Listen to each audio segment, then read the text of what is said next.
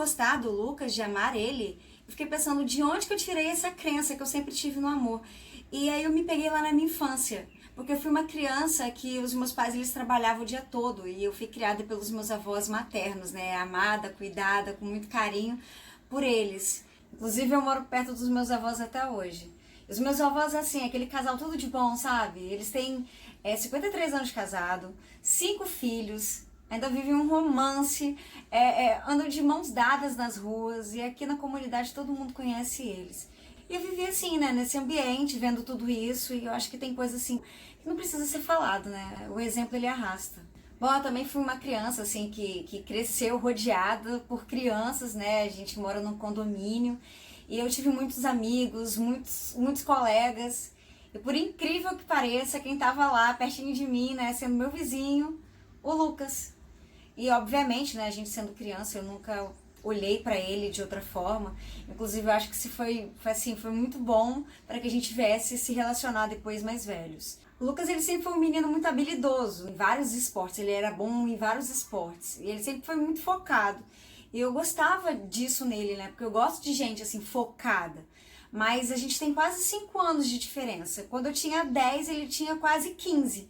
E ele era, assim, muito sério, sabe? Um menino muito tímido. Mas, assim, era um menino que eu admirava. Eu lembro que aos 15 anos eu também não tinha nenhum interesse nele. E, gente, ele tinha uma bermuda, assim, meio estilo surfista, sabe? Meu Deus do céu, o que era aquela bermuda? Eu lembro que quando ele passava, eu pensava, gente, o que é esse menino estranho, com essa bermuda estranha? O que ele tá fazendo aqui? Mas é isso, né, gente? A bermuda a gente troca. E dependendo, com o tempo, a gente passa até a gostar.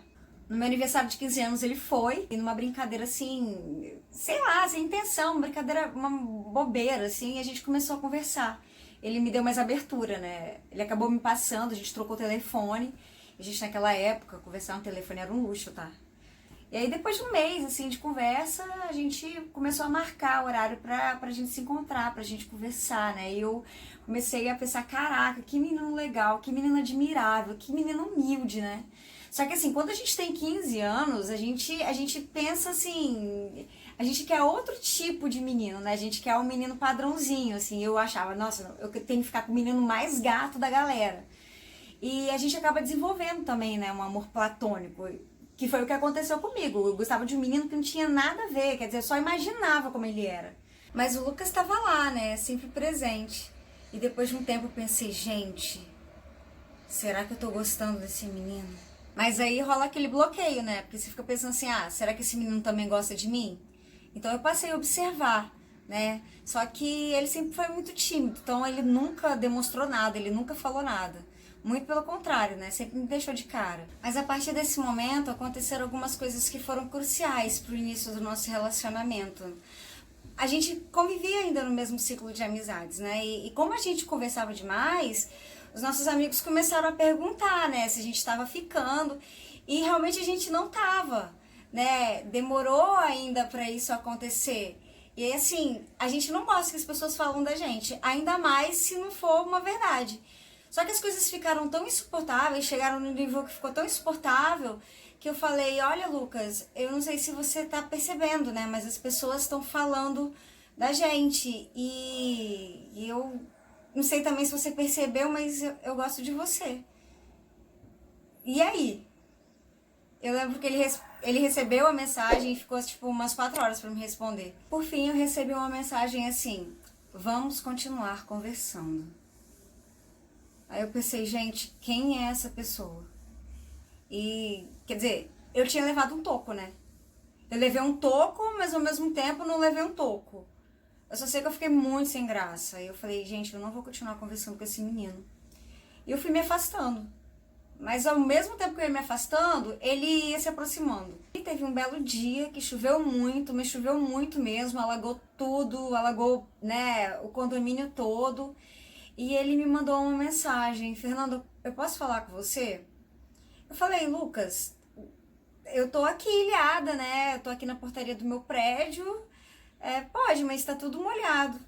E aí ele foi passando por toda aquela água, né? E chegou na portaria do meu prédio.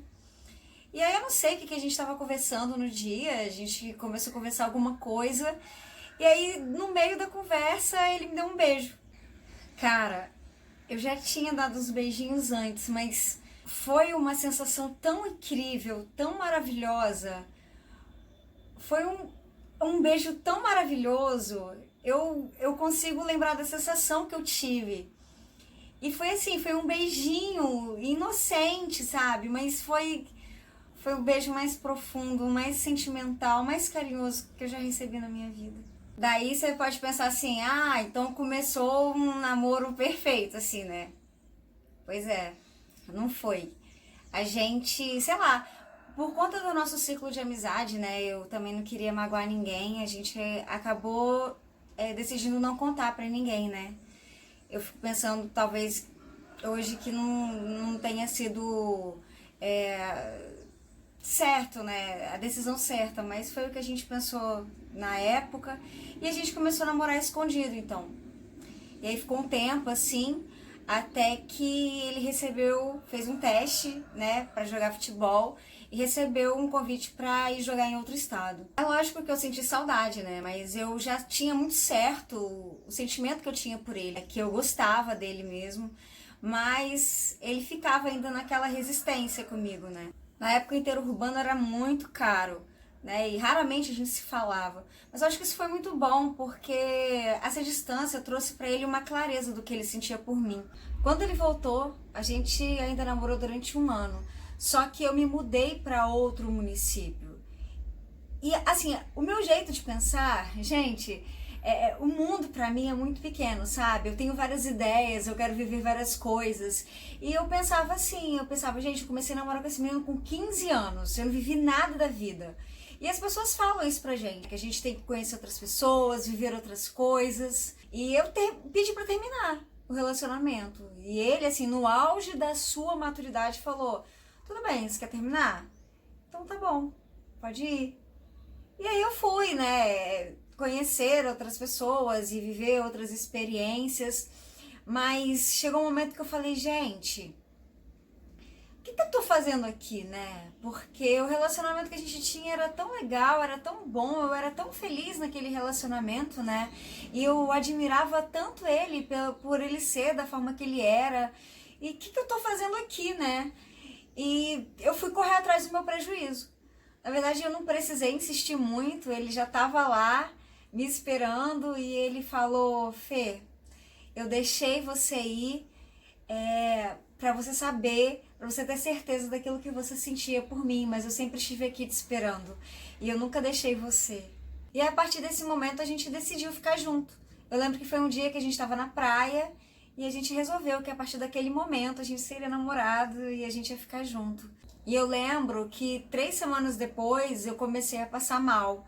Ele tinha comprado o ingresso pra gente ir no show, mas eu não conseguia levantar da cama. Eu tava passando muito mal mesmo.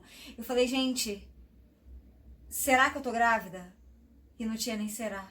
Era grávida mesmo. Eu falei, meu Deus do céu, o que eu vou fazer da minha vida? Senhor Jesus, me ajuda, o que eu vou fazer? E ele falou, calma, calma, calma. Eu falei, que calma o quê? Ele falou, calma, a gente tá junto. Eu falei, não, a gente não tá junto. Ele falou, não, a gente tá junto. Eu falei, a gente não tá junto. Ele, a gente tá junto. E assim, não foi fácil, né? Foi um período muito difícil.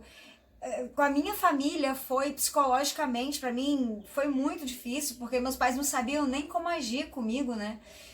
Mas a partir daquele momento, se a gente tinha decidido antes estar juntos, namorando, a partir daquele momento a gente tinha, né, com o nascimento da nossa filha, decidido casar.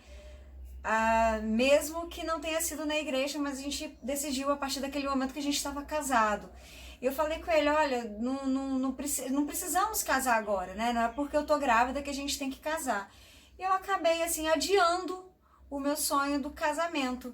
Mas 8 anos depois que a gente estava junto, eu falei, olha, Lu, eu acho que a gente se gosta demais pra não casar de verdade, sabe? Eu queria casar na igreja, eu queria casar diante dos homens e de Deus, eu queria estar casada diante de Deus. E 1 semana depois ele apareceu com uma aliança e me fez um pedido, a coisa mais linda.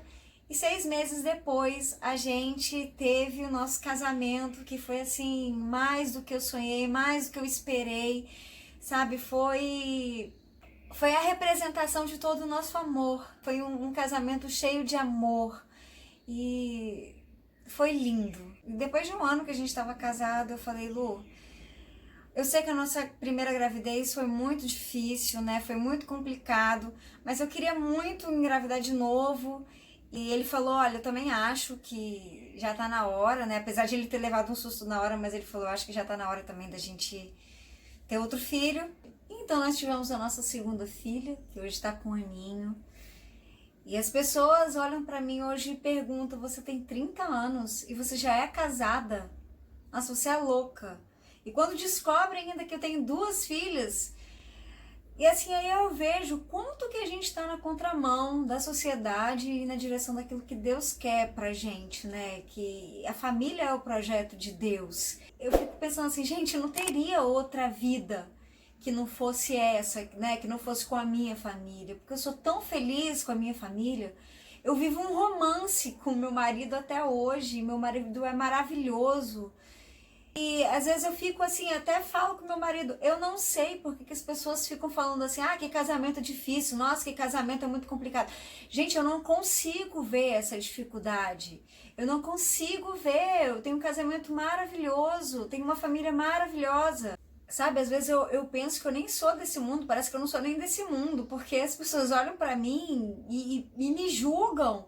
E mal elas sabem o amor que a gente vive, né? Como eu sou feliz com a minha família. E só finalizando aqui a minha história, eu quero deixar uma mensagem pra você que quer ter um amor, né? Que busca um amor, que não deixe de acreditar no amor, né? Busque e olhe, observe, né, o rapaz, a moça, se ela possui os valores que você também acredita, se ela acredita na família e principalmente, como falei, né, eu tive bons exemplos que foram os meus avós, eu me inspirei no relacionamento deles e também busque esses exemplos, né, não busque os exemplos daquilo que deu errado, busque se espelhar naqueles relacionamentos, naquelas pessoas que acreditaram no amor e que deram certo. Eu espero que com essa minha história longa, né, sobre o amor, que você não deixe de acreditar no amor, mesmo você que já sofreu,